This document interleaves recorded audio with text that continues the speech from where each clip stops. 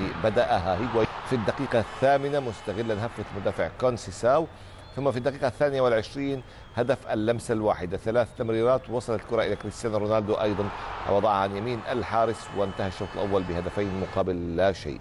في الشوط الثاني واصل ريال مدريد العزف على ذات المنوال. في الدقيقة 70 يتمكن هيغوايين من إضافة الهدف الثالث بعملية مساعدة أو أسيست من رونالدو، ثم يرد هيغوايين الدين لرونالدو ويقدم له تمريرة الهدف الرابع الذي أحرزه كريستيانو رونالدو، وهو هدفه الشخصي الثاني، ليصبح ثانيا في قائمة الهدافين خلف ميسي فارق هدفين بعدما وصل للهدف الحادي في مجمل الموسم.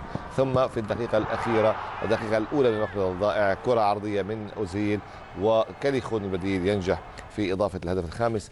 5 أهداف مقابل لا شيء، نتيجة كبيرة، نتيجة عريضة. أنت منذ الهدف الأول توقعت هذه النتيجة خارج استوديو ميشيل، قلت أن الريال